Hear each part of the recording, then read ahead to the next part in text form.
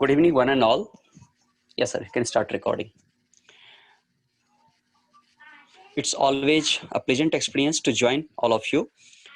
This Sunday evening, this vibrant evening, we are here to learn about ergonomics. That too, from the one of the very non-personality, Dr. Jerrish. Before I come to other points, let me introduce myself. I'm Saurabh Sandalia. I'm in charge of academics and strategy at my Rehab Academy. My team, my core team, CEO Dr. Sumanjit Sharma, CFO Dr. Diwakar Tiwari, and COO Dr. Kalimullah, they are here. My Rehab Academy is a platform where we connect the physical therapy students and clinicians to the best of instructors across the globe for upgrading their skills. And not only upgrading their skills, it is for upgrading their professional prosperity as well. We are having regularly classes on the digital as well as the physical channel. Once the corona pandemic hit, we became digital from the physical.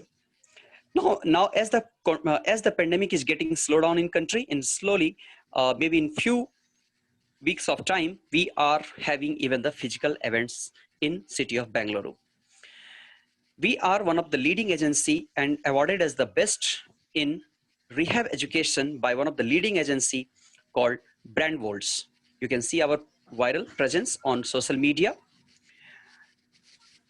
Today's resource person, Dr. Jerrish, welcome you, sir, on behalf of my Rehab Academy. Your presence is always a great moment for us. Last time when you came, it was wonderful. Your calm and patient nature has always attracted many more participants for your program. Dr. Jerrish Ajos, he is a PhD scholar, MPT.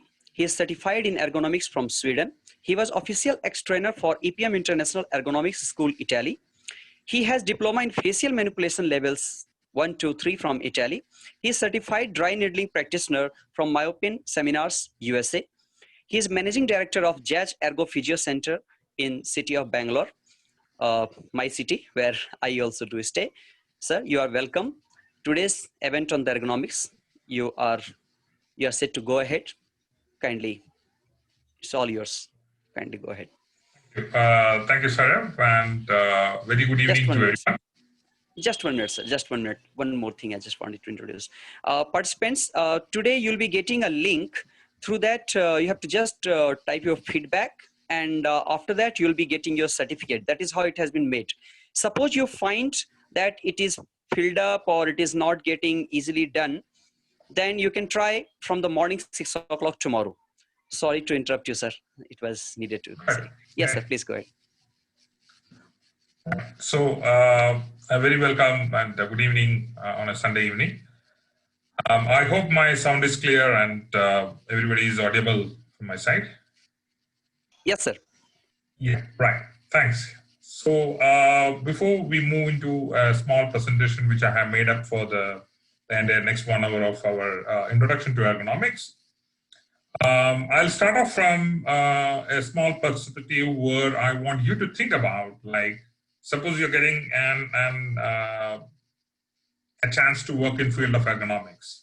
So I want you to note down just 10 areas where you think you can apply ergonomics.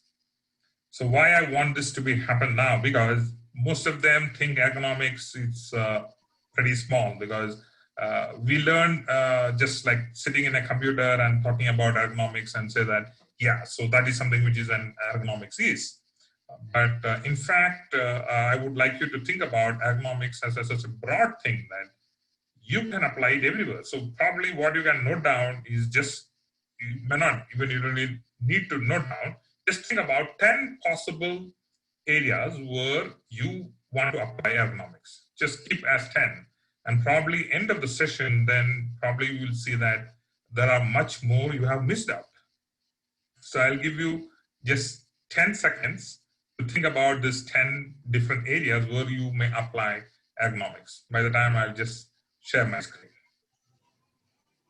Participants, kindly note it down, whatever sir has told.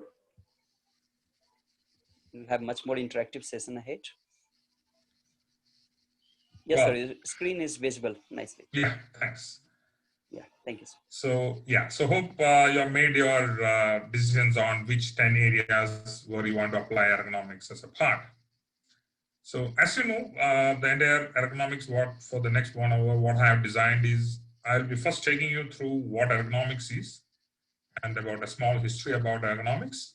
And then we talk about design and application of design in ergonomics. And then later stages of, we'll talk about computer ergonomics and industrial ergonomics part. So this is how I designed the entire program for today. And next is, we also have every 10 minutes, I'll just leave one question, so like poll, which you need to give the right answer, and probably they will be issuing that what percentage you developed or what you scored during this session part. So that I'll keep posting those questions in between. So you should be attentive on the session part. Now, if you ask who is the founder of ergonomics, it's a Wade 1857, and W.B. Jastrzerbowski is considered as the founder of the ergonomics part. So, because why did he has been selected? Because he is the first person to publish a thesis, an outline of ergonomics or the science of work based upon truth drawn from nature of science. This is the first thesis to be published basically on ergonomics in Wade 1857.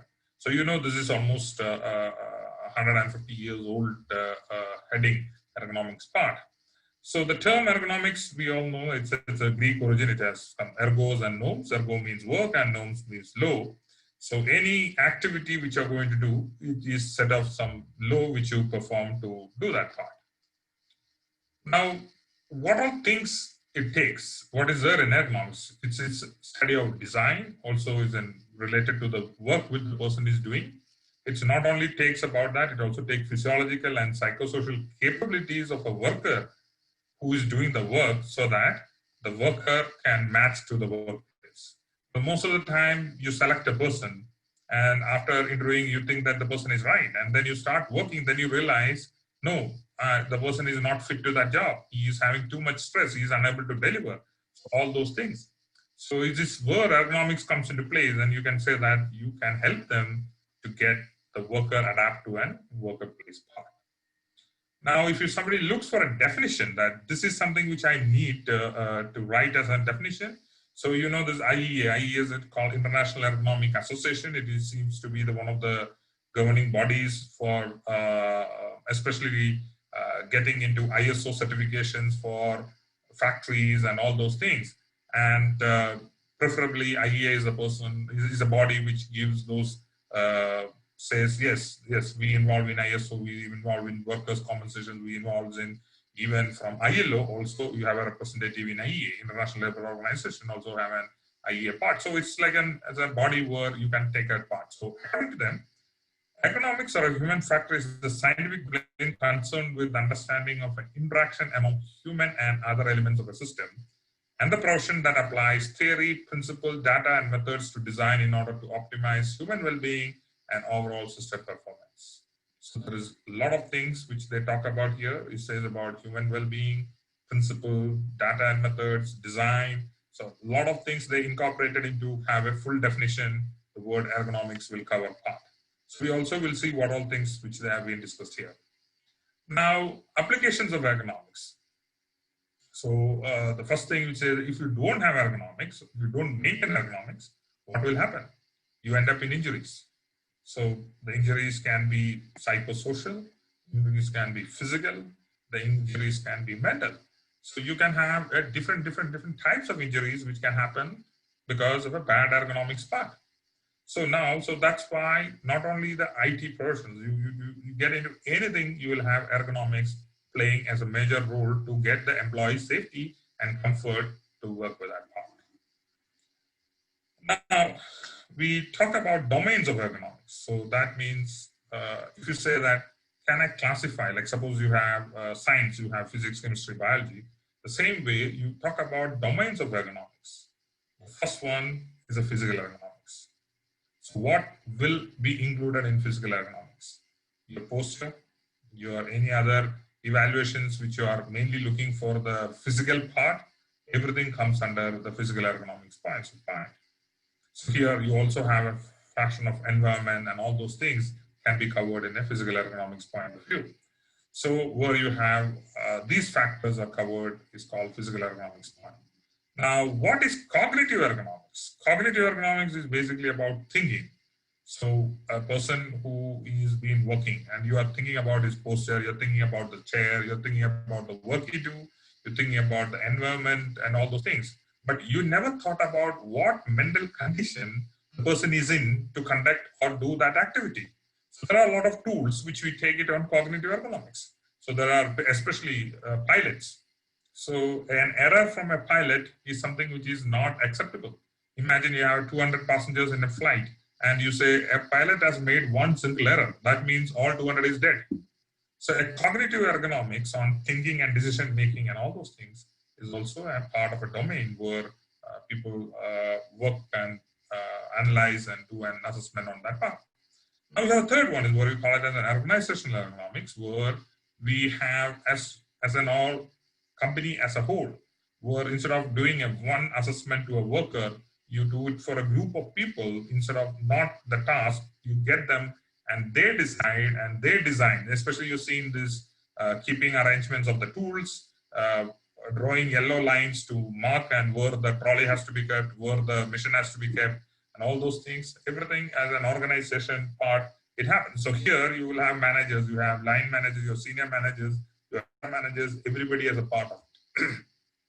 So the entire assessments and other thing involving everything is called as an organizational ergonomics. So when you take this, three is the main domains of ergonomics. Now, if you look to multi-level view of ergonomics, where you can see the job, that means what activity which you are looking into, that is job, workstation, tools, products, process, psychosocial aspect, etc., etc. Then you have work organization, and top of that, then you have a company, that is what kind of culture they maintain, what kind of technologies, what kind of structures and facilities provided for the employees and all those things part.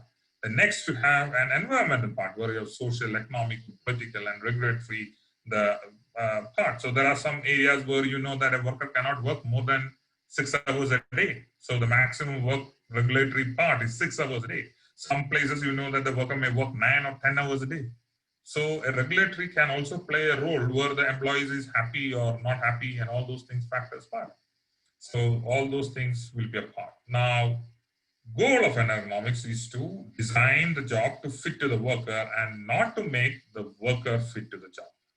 So that is something really important, that you know that the employee should be fit to the work and that not that you push them to get that, okay, you need to finish this task kind of thing.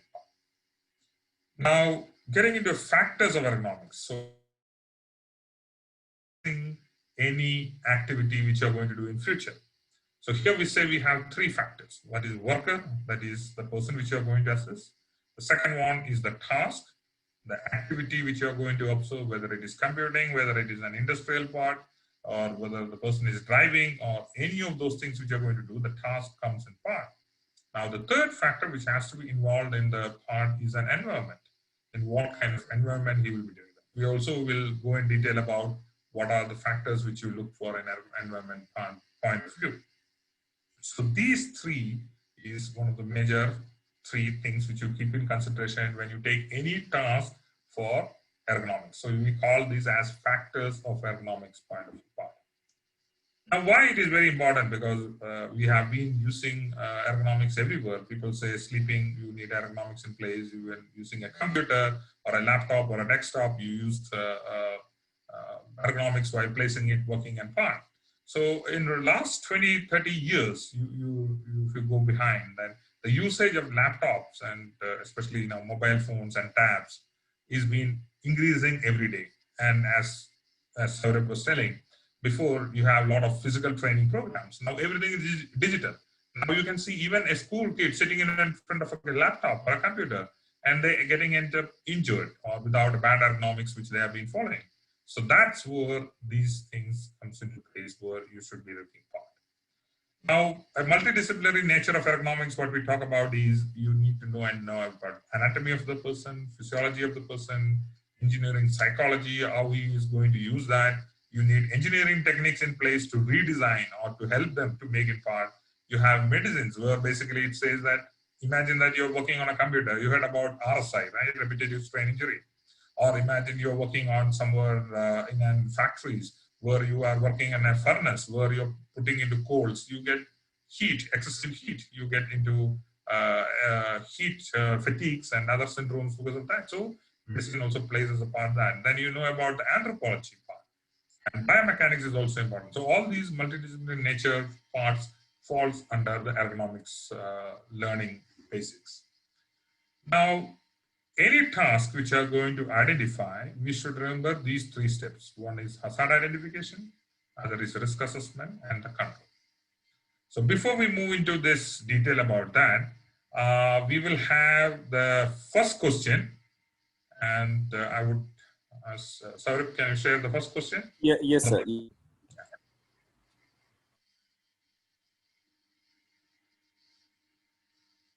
You will have, I think, 1 minute to answer this, and sometimes not. It is quite simple that people can answer even 45 seconds.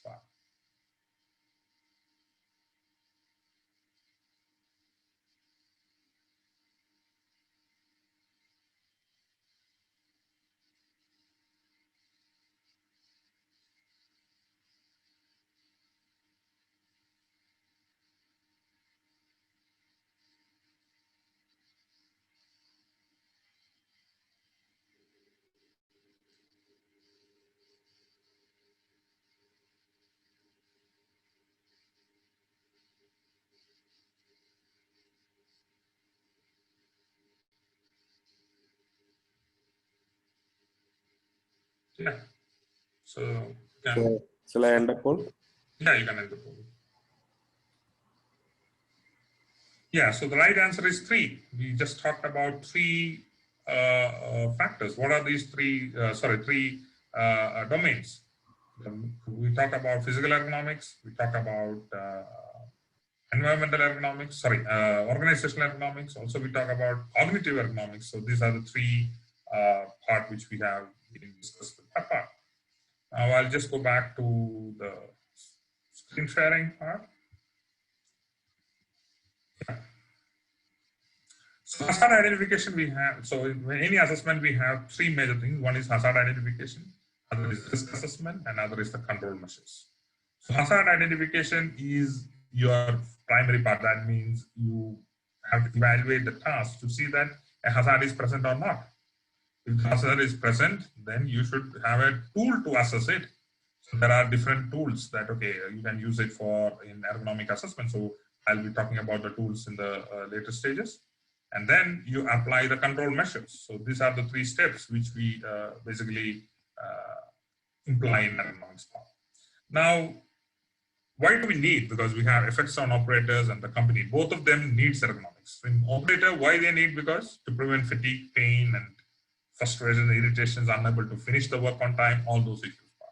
The company need because if it is a poor quality product, it reflects on the productivity of the person. So then you have people getting injured, you look for absenteeism, higher cost. There is a study on ROI on ergonomics. So there are even tools used to study an ROI. So if you want to present for a company or something, we can do an ROI, return on investment, and saying that, see, if you are investing for us to do an assessment and make a study publish, there is some valid reasons where you can come back and say that, yes, it makes sense. So you have higher productivity, high quality, reduce operator injury, increase morale, great job satisfaction, lower medical insurance costs, reduce lost time, less employee power. Is all benefits which are going to happen. So you should be that, okay, you know this, that you can convince them that ergonomics is a major thing which is going to help your company.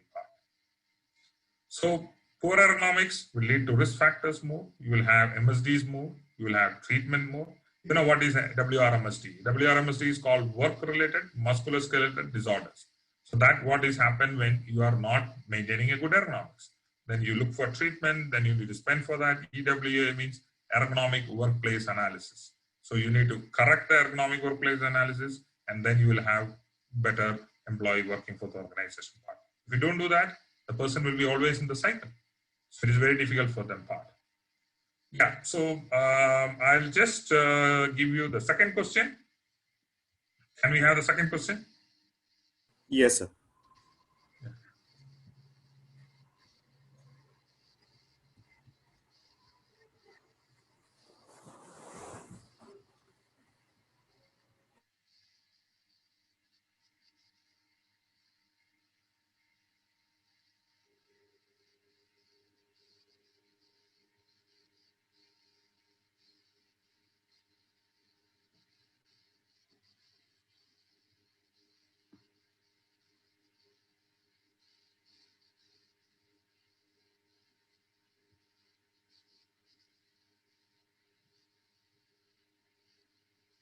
Wonderful. Yeah, you can end the poll. Yeah, so the factors of ergonomics is three. You have worker, the task, and the environment. These are the three major factors which we look for any task assessments which you are going to do in future. So that's quite a simple, straightforward questions with that part.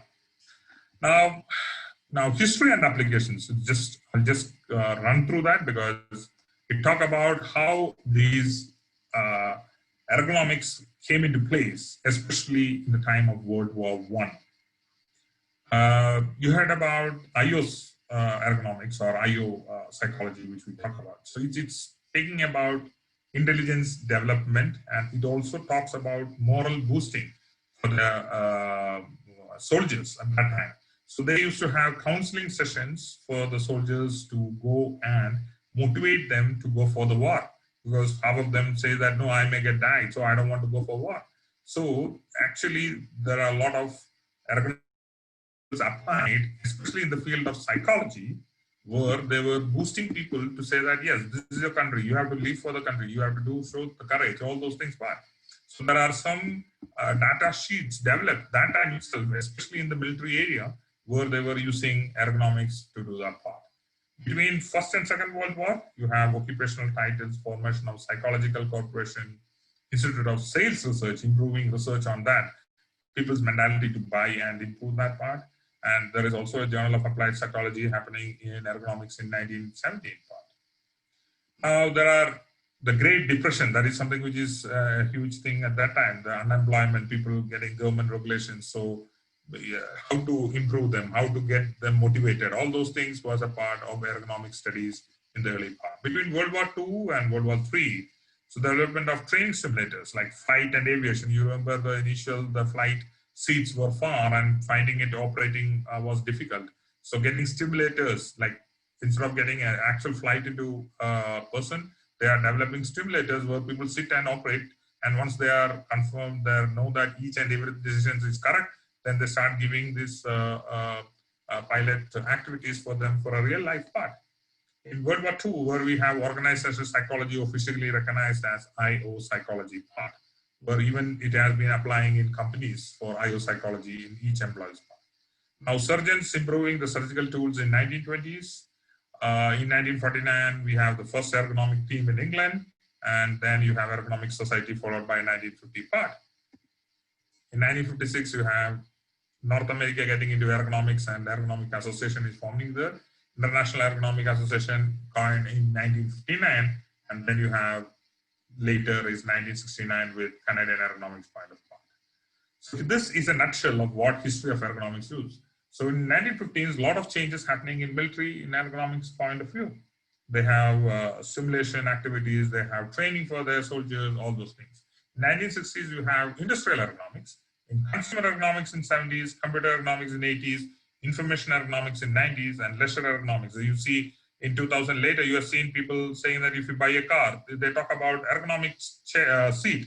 If you go for a bed, they talk about ergonomic mattress and all those things. So then you have ergonomics getting picked up in space shuttles and other places. So it's all talk about ergonomics, but then all those things. Now we quickly move into anthropometry.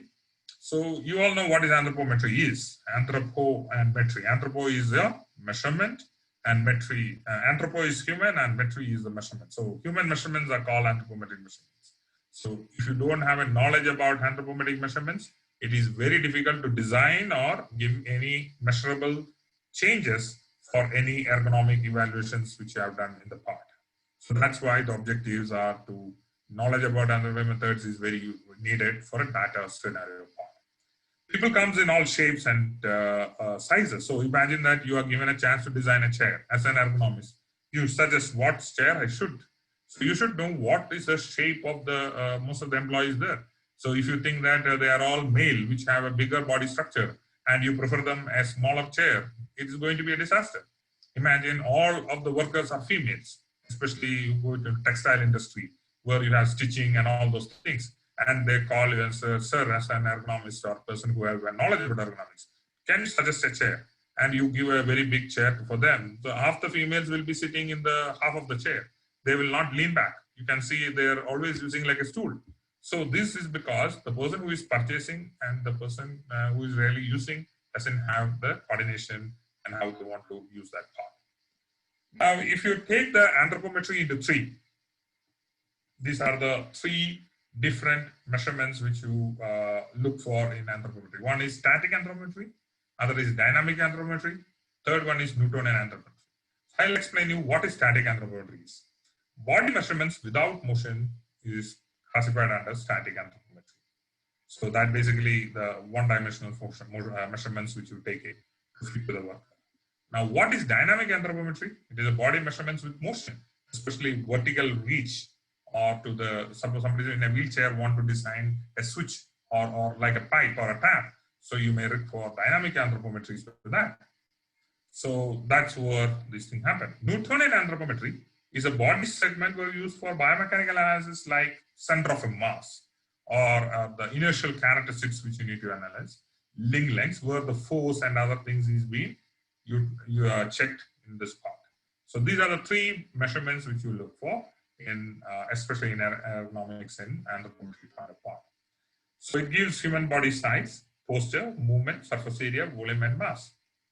So you have terminologies like dorsal, medial, which is much familiar for the physiotherapists to use it. As we have illustrations for body segments in which part is being we have to mention when we are designing some areas like chair or a pen or a pencil or even any of those things. So before we move into step by step, we'll have the next question. Can we share the third question?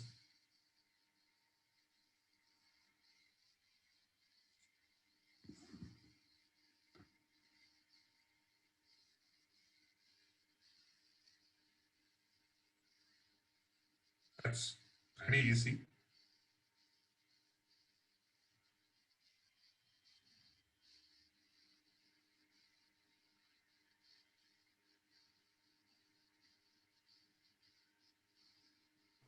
Wonderful.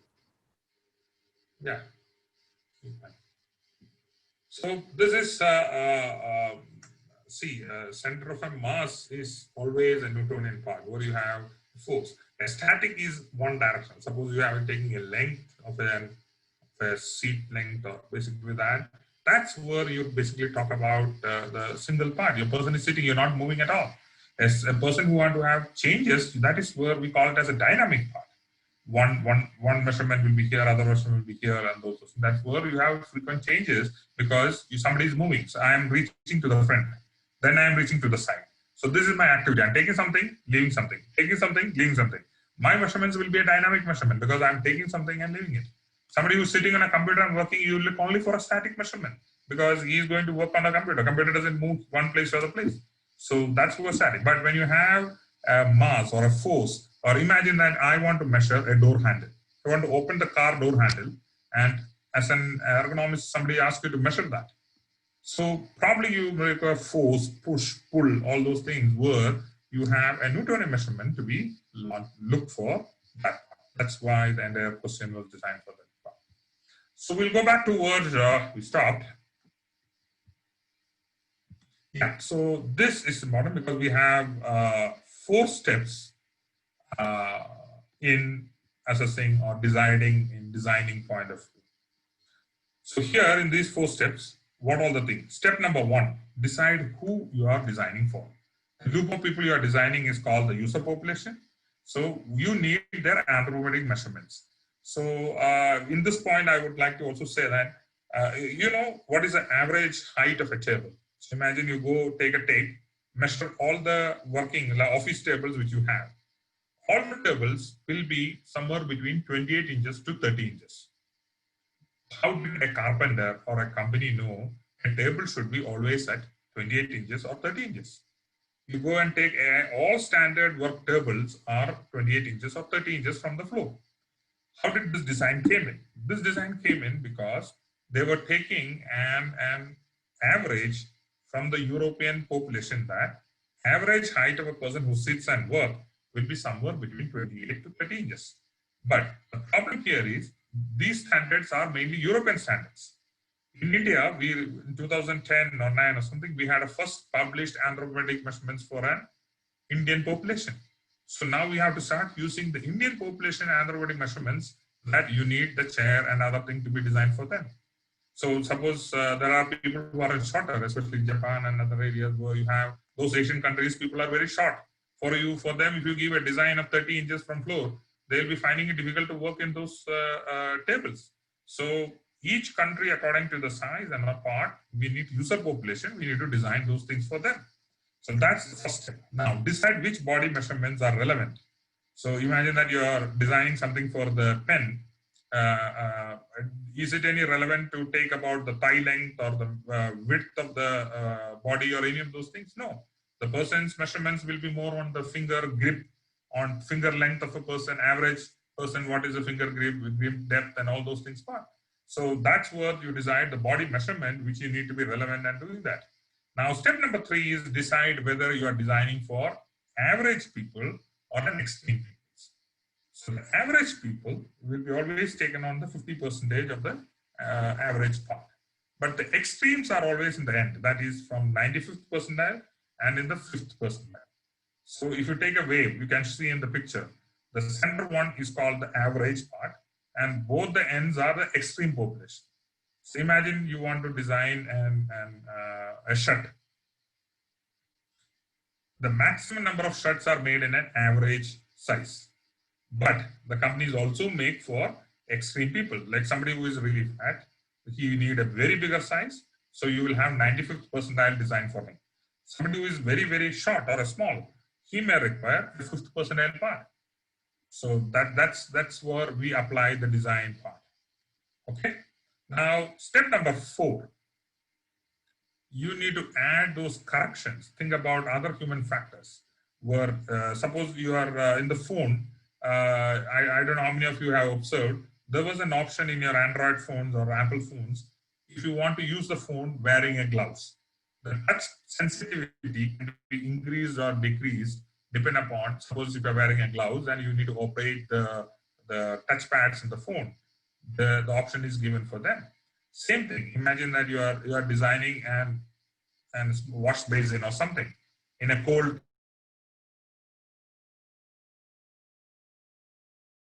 percentage of them will be wearing those thick shoes at home to get prevent from the cold. So a wash basin without any shoe space, that's going to be have an issue for them part.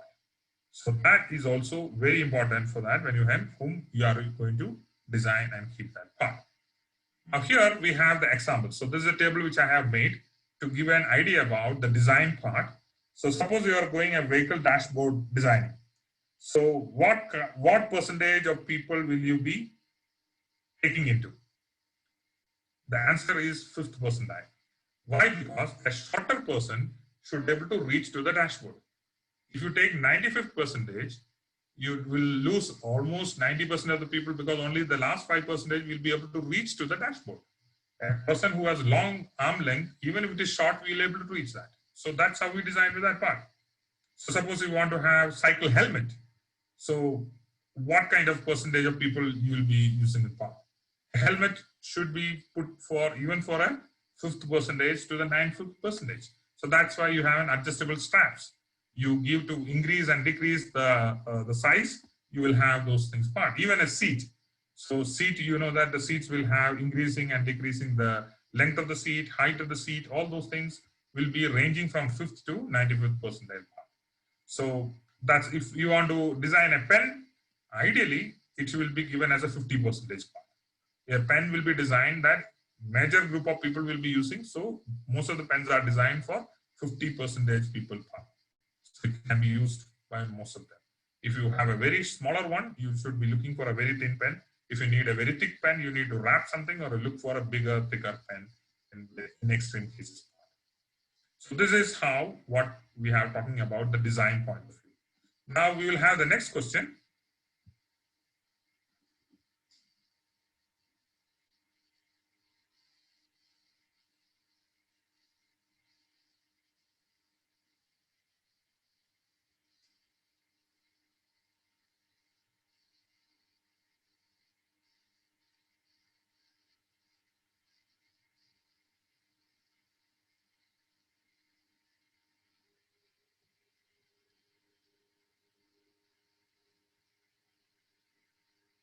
Shall I end the poll? Yeah, you can end the poll.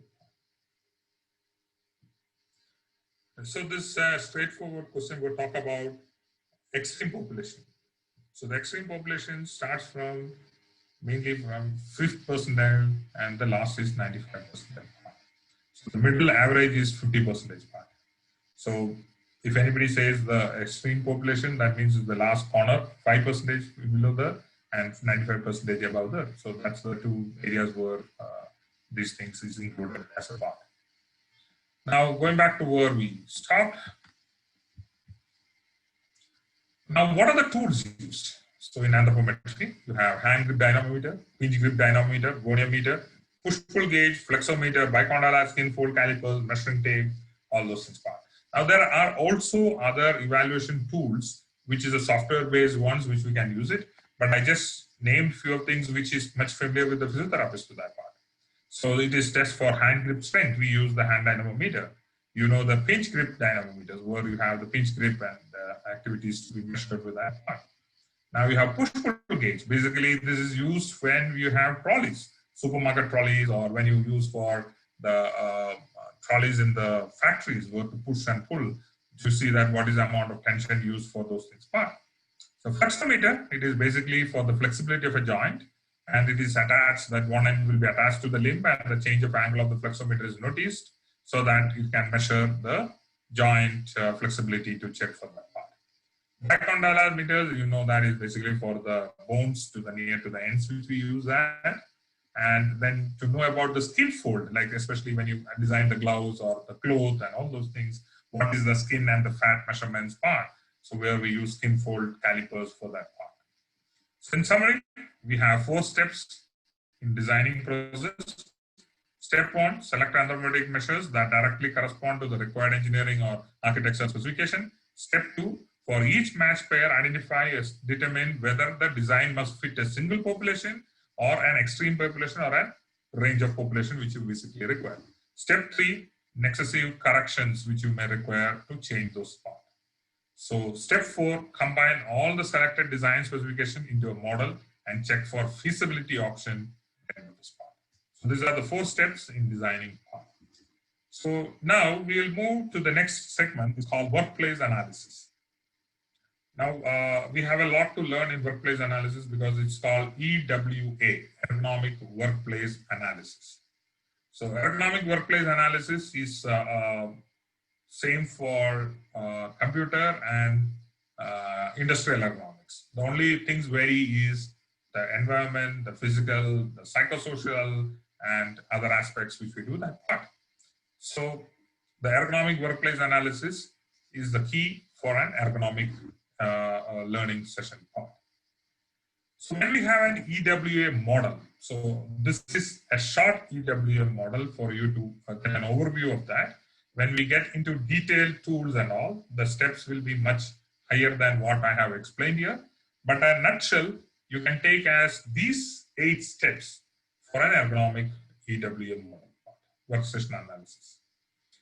Personal information in the step 1, working details in step 2, step 3, subjective questionnaires, step 4, physical and organizational ergonomic evaluations.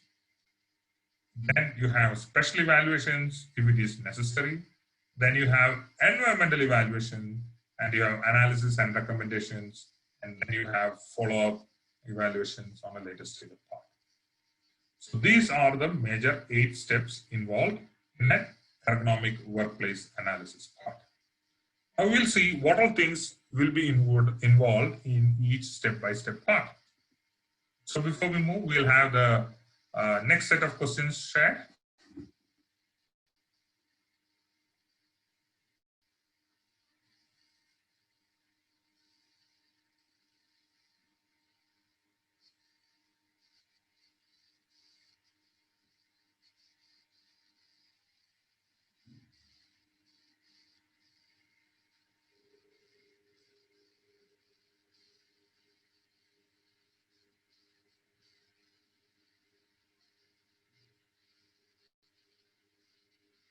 We have already discussed this question while a few minutes ago.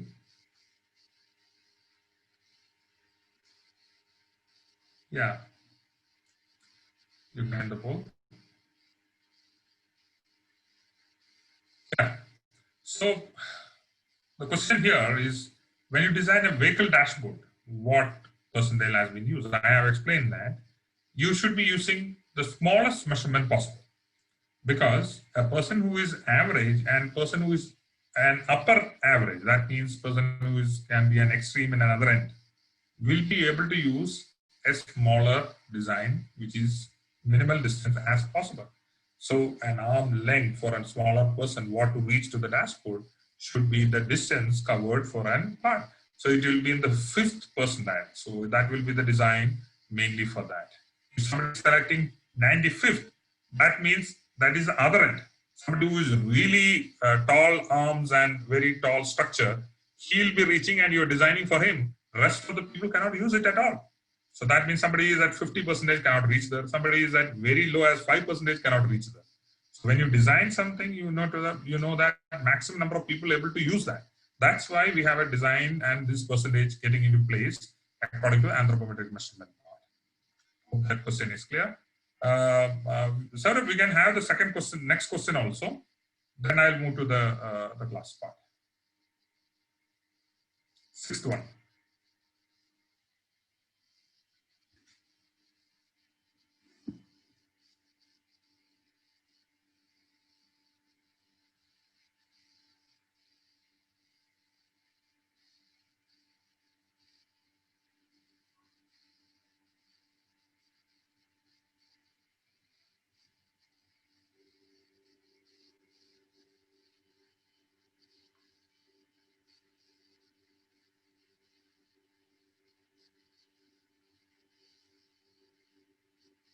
Wonderful.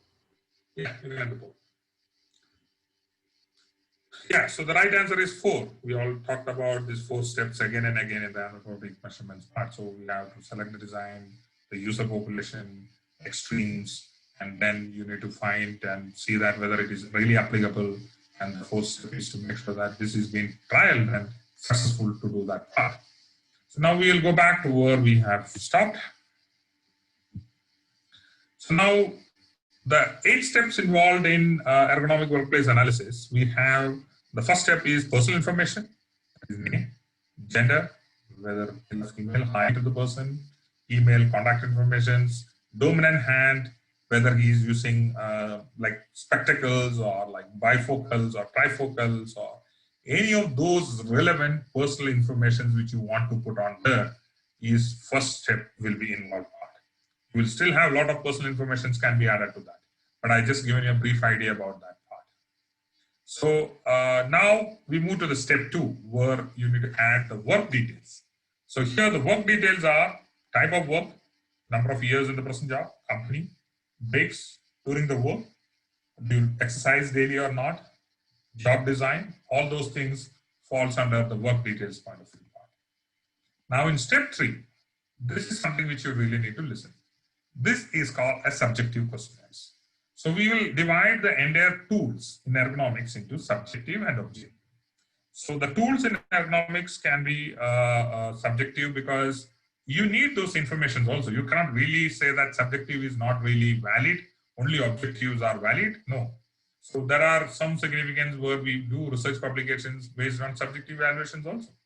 So we need subjective questionnaire and also the objective part that I'll also explain you that. Now the tools used in subjective questionnaires is Neosh discomfort, University of Michigan upper extremity questionnaire, Cornell musculoskeletal discomfort survey, basically to look for MSDs, Nordic musculoskeletal questionnaires where you have NMQ is also, that means Nordic musculoskeletal questionnaires which is there. And then you can also have a quick evaluation checklist that is called QEC. So that is also quite useful. You will have QEC to be used as a subjective questionnaire where some amount of basic evaluations can be done with the QEC point of view. Now, once you move into that, so you also have psychosocial aspect the person is suffering from. So most of the time, you know that you get a lot of musculoskeletal pain because in my earlier class on trigger points, I said a stress is a major reason to get a trigger point. So to measure a stress or a psychosocial part is the best one is called work style questionnaires. So the questionnaires I'll be explaining later because we are also planning for a physical session on to explain all these questionnaires for that. So there were the style questionnaires, each one by one. They have around 33 questions in a short form and 95 questions in a long form part, were how to interpret each question and give them scoring according to that part. We'll explain that part. Now, if you want to look heavily on a posture, step 4, we have posture evaluation. So these comes under the physical and environmental analysis part. You have step 4, step 5, and where we are explaining comes under that. Where you have postural evaluation, where we have OWAS, that means OVACO Working Analysis, Posture Analysis System. So that is called OWAS.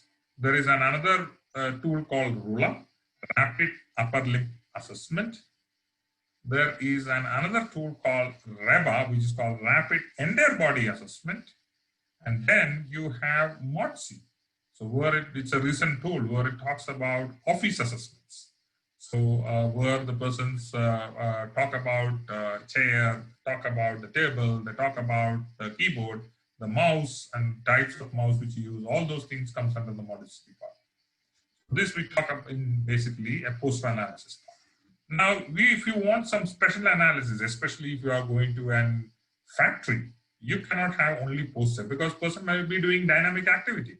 Person may be lifting something, person may be pulling something, person may be screwing something, all those things. So you will require special evaluations when you go to a factory part.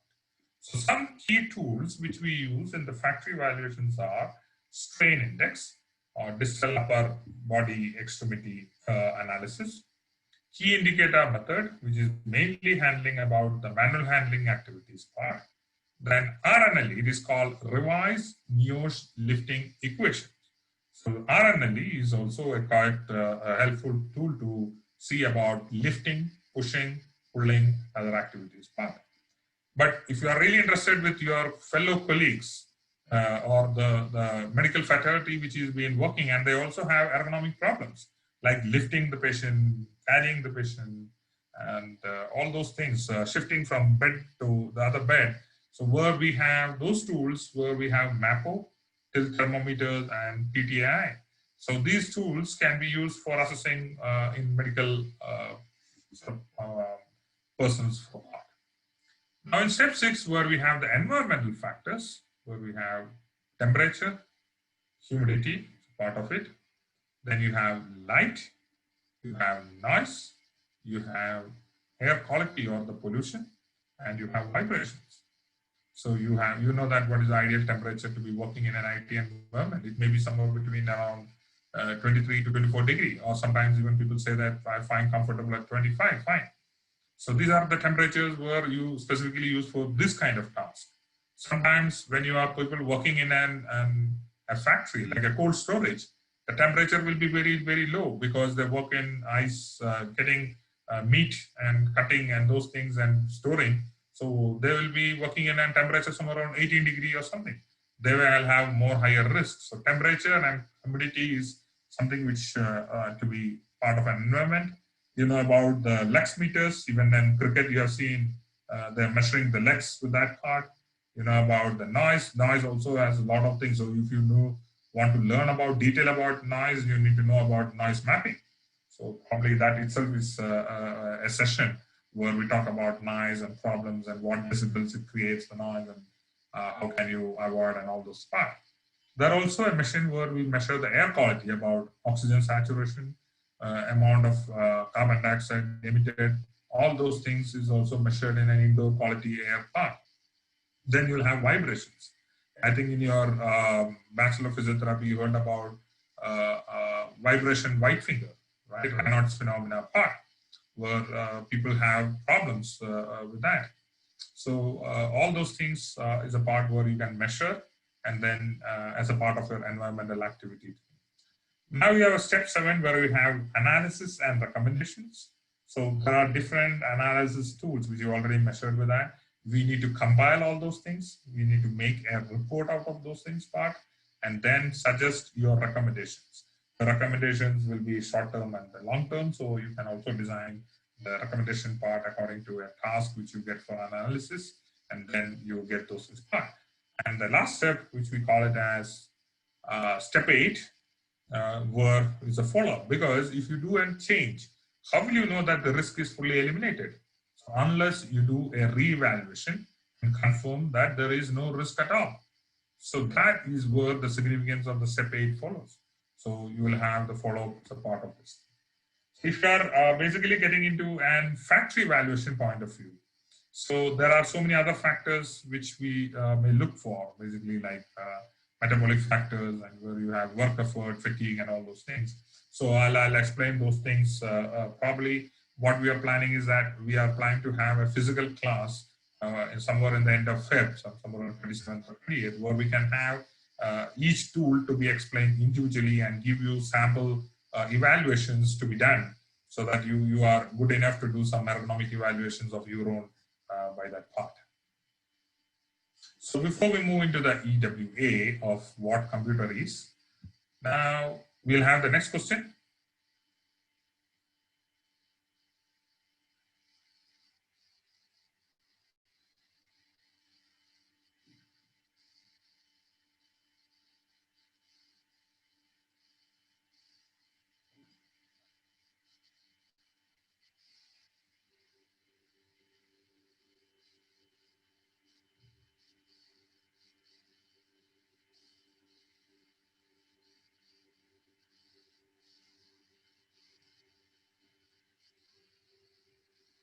Shall I end the poll, sir?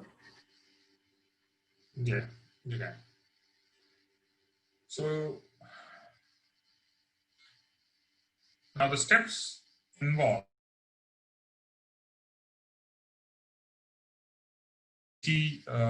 Sorry, 8 steps are involved in that, and that's the right answer, which we already discussed about that part.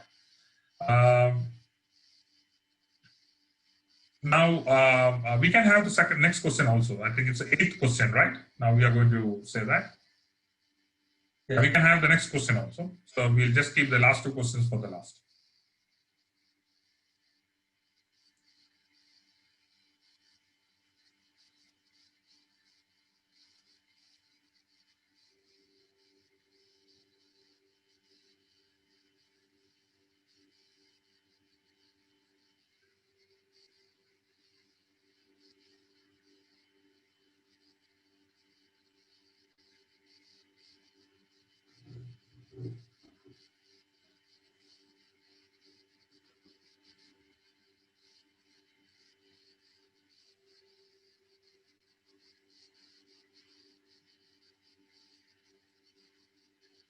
Okay, sir.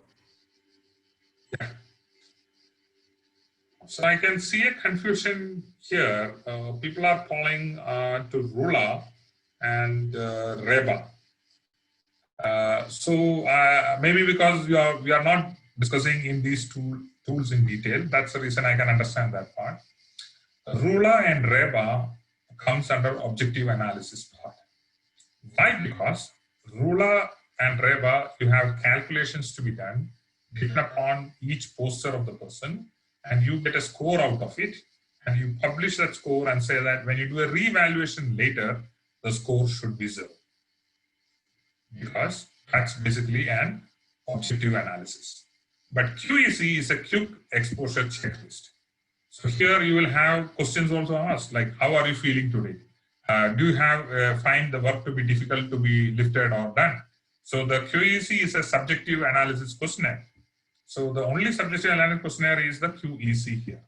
So the rest 2 are not subjective, is basically objective. So that's, I agree that unless you don't learn the tool, just the only remembering this word will be difficult.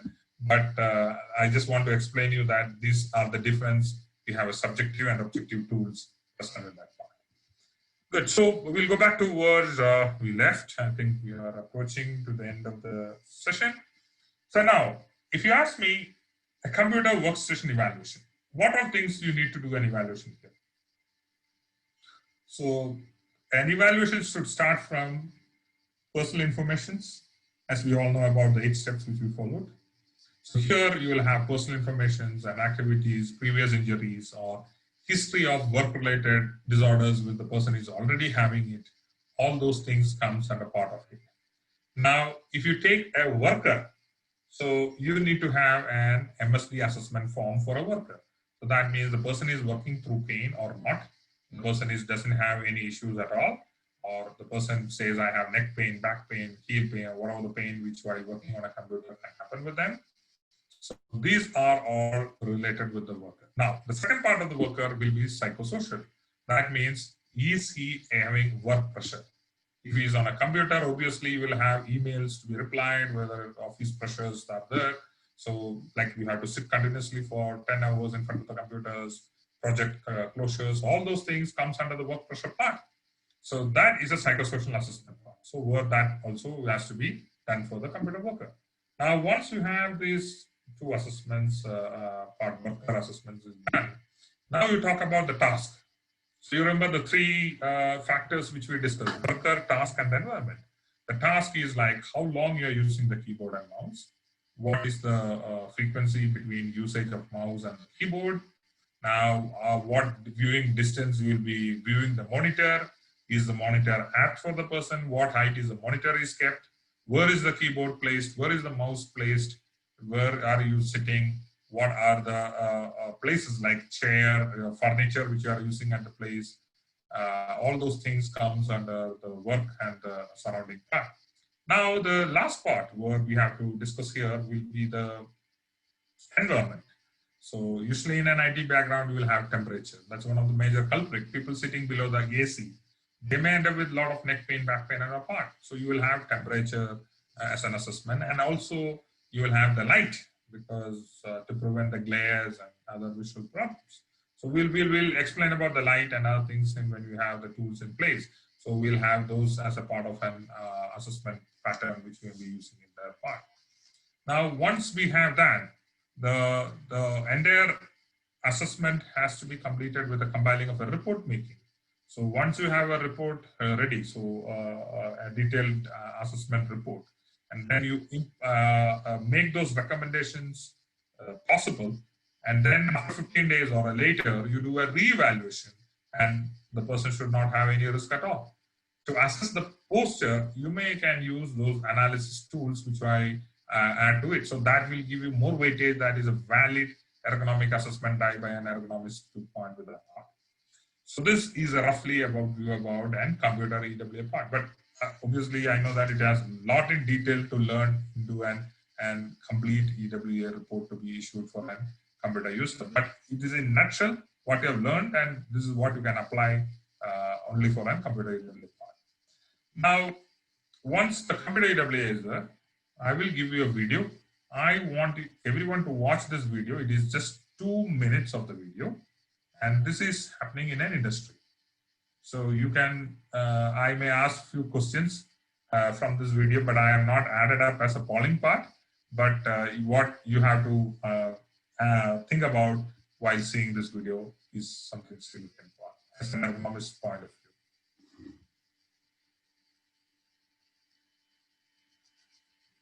So here there are two activities are happening.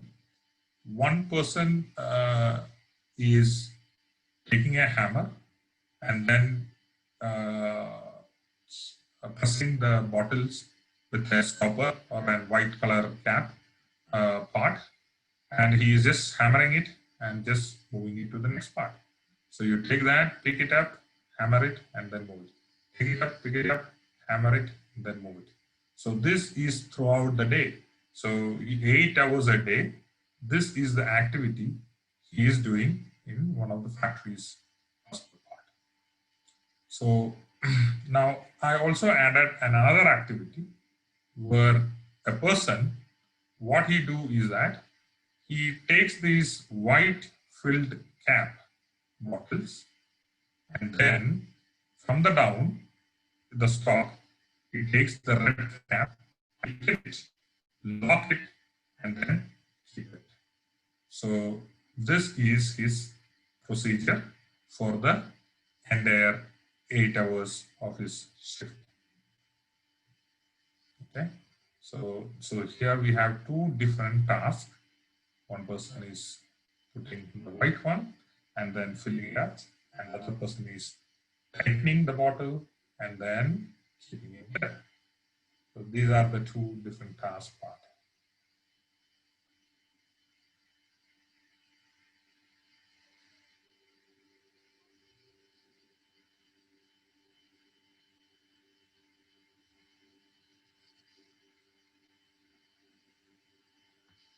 Okay, so now the video is over. Now my question for you is, since you have been watching this, how many bottles does the first person put the white cap in?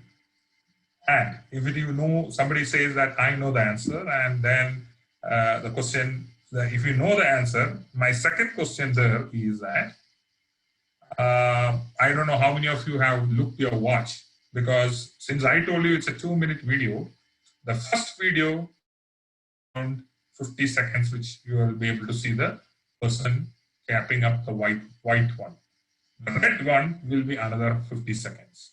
So imagine that a person, the number of bottle he finishes in first 50 seconds for one person, remaining 50 seconds is for the other part. So as far as roughly I remember, it is somewhere around 19 bottles in 50 seconds in the first try, and the red cap which he is typing up will be the remaining 50 seconds, which is doing around 17 or 18 bottles part. So imagine in 8 hours of shift, how many bottle of capping he will be doing. So do you think you can apply ergonomics here? Yes. So the answer is yes. So here you will have those tools which you can analyze for the wrist movement, the tightening and untightening part. Also your postural analysis tools part. So you will use special tools in these kind of ergonomic assessment part. So if you say that in 1 hour, can you learn entire ergonomics? No, because it's a quite vast subject.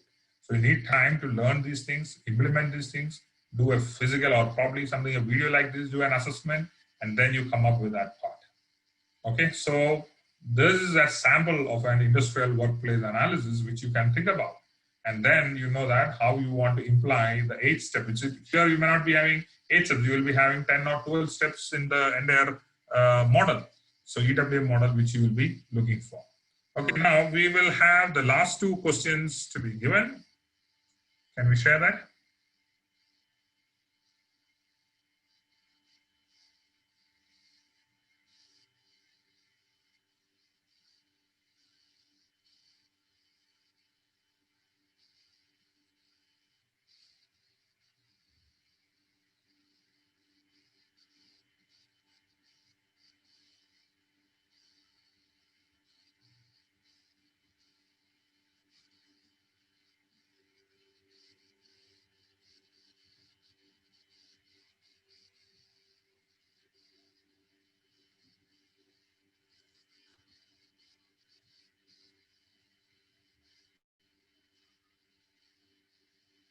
Yeah, we can stop it.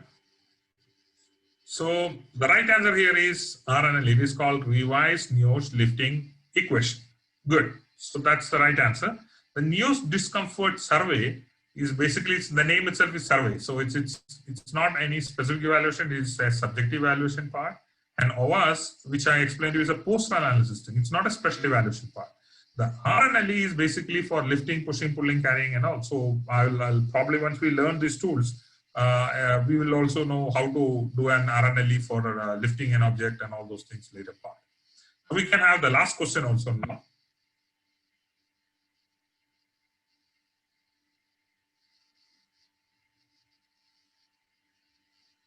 This is quite simple, which we already talked about, the environmental part.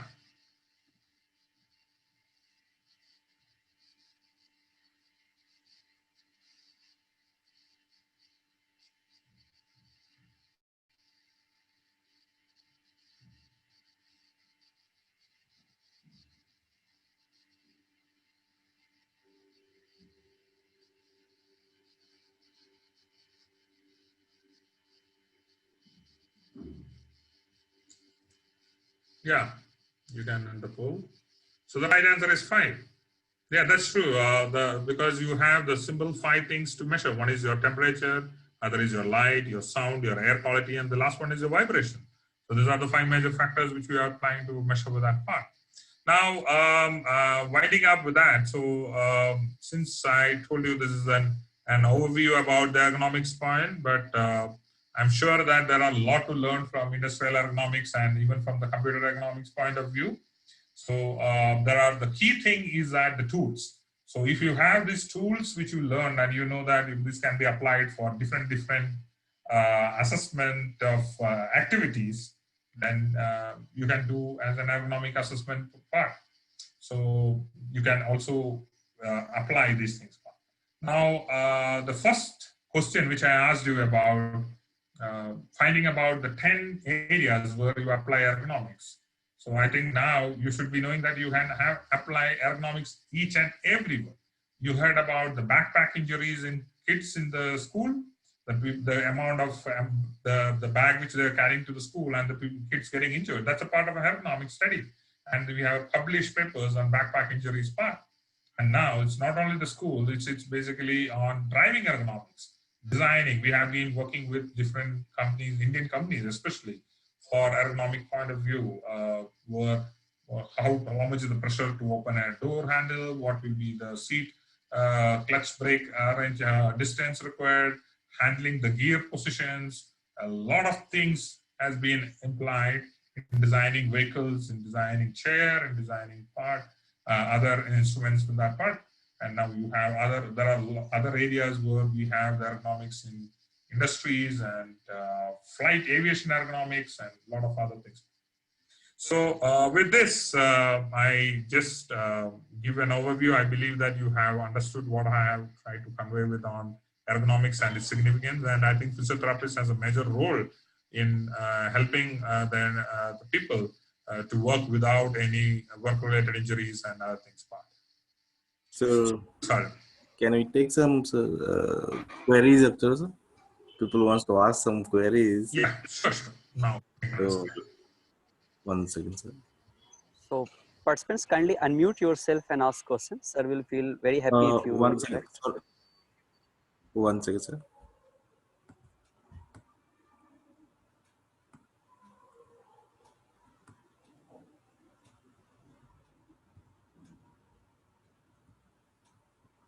Yeah, please unmute and ask your doubts. Any queries is there? Please ask your queries, participants.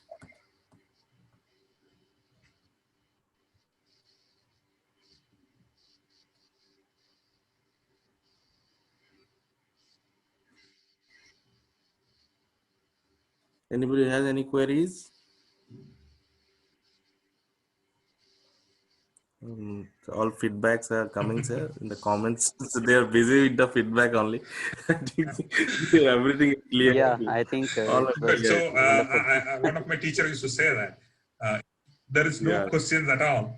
There are two things you can expect. One, people are really appreciating that they learned everything, or they have not understood anything at all. So I Yes, believe sir. I'll take it as the first thing that they all understood everything. Yes. Fine, sir. Fine. So, yeah, Saurabh, Yeah. Dr. Saurabh, Yes. regarding the certificates, can Yes. you tell me? Dear participants, it's very nice to see the comments from you, and you will get a feedback link. Once you submit the feedback link, then you'll be linked toward your certificate part. It's You in the can chat box. It's in the chat box already shared your mail now. box. It's there in the chat box. Is there? You can just go. Yeah, it's been said. So that will very just go through and we get the Yeah, as I think your voice is not audible. yeah, who has been So, always quite so thank you so much, Jerrish sir, for being part of today's webinar. It's always good to see you with our webinar, because you take classes so patiently, so calm, that like it's really understood. So if they have no questions today, I actually agree that they would have understood definitely well. And dear participants, we are having Dr. Jerrish on 27th and 28th February in coming year 2021 physical event in Bangalore. I request every one of you, whoever is interested, can join in physical, as well as we will have a digital Your voice is not audible. Your voice is breaking. Your voice is Is it breaking. coming, sir? Is it coming now? Yeah. Yeah. Yeah.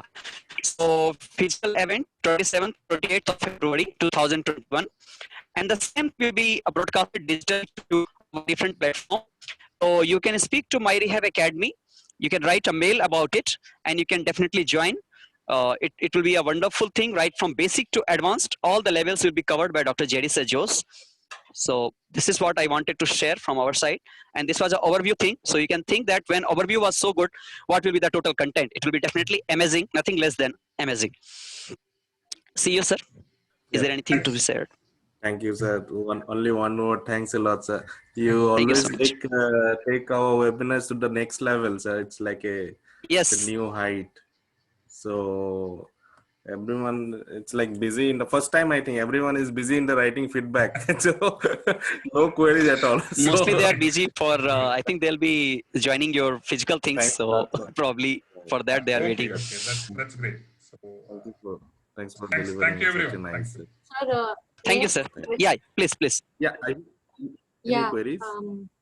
Thank you, sir. Thank you so much. Yeah. This is for me. No, I was not quite busy since there was a lot of conversation going on. I couldn't interrupt. So thank you so much. Yeah. Because for me it was quite new to know about the percentile part. You know, when you were explaining about the 5 percentile and the 95 percentile. yes. But though I was able to get that 50 percentile is something that on a common base that we will go with any you know, on a design purpose. But this, why this, you know, I could also understand when we were explaining about we can't just go with this average part alone. When you gave the illustration about the making of the shirt design, we may have to go. But when the question, when you asked about the vehicle dashboard, now I couldn't really get the clarity on why the smallest percentile. If you can explain to me that particular part, I think I would be very helpful. So thank you, sir. So, Margaret, actually, when we design a vehicle dashboard, we want a smaller person with a smaller hand to use the dashboard. Also, an average person with a medium size with the arm length also to use the dashboard. Now, the third is even a person with an extreme arm length also can. Yeah, go ahead. You have a question? Please continue, sir. Yeah. So that's why we want to use that. So if we want even a smaller person to use that, the dashboard reach length should be as short which the person can reach them. Because the other 2% can also use that. Imagine, I will give you another example about that. If I have something to be designed, especially where a person can be covered with a group of smaller person to a bigger person. So that's the basic thing which I want to happen with a person for a design. So here, imagine that you're designing a chair. If you design a chair with adjustable seat and height, you can adapt smaller person to a bigger person to that part. So that means if you design a very small chair, it is very difficult for a bigger person to sit on that small chair. If you design a very bigger chair, it is very difficult for a very small person to sit on that chair. So that's why we have given an adjustable. But in car dashboard, we cannot have an adjustable reach. The only thing which you can do is you can have an adjustable seat. So now that's why the recent cars, initially you remember those ambassador cars or Fiat cars, which we had in India, never had adjustable seat. Yeah. Get the maximum people reach to the dashboard and to reach to the steering, we have adjustable seats for that. So to get a minimum value, we will be taking the 5th percentile to reach to get that part. To have a maximum value, that means if you want a seat to be pushed as much as maximum, the measurement is taken for the 95th percentile. That means a person is very tall, very arm reach, he can touch that is where the seat is pushed maximum to the back and then get that. So that's where I was telling about reaching to the dashboard. we'll be the first one to select will be the 5th percentile part, which we need to be done. Yeah, thank you. This is very explained. Thank you so much for the patience. Yeah. So much. Yeah. Okay. Anyone? Fine, sir, then. Yeah. Thank you. Fine, sir. So thank you very much. And with your permission, can we wind up, sir? Yeah, yes, for sure. Go ahead. Thank you, sir.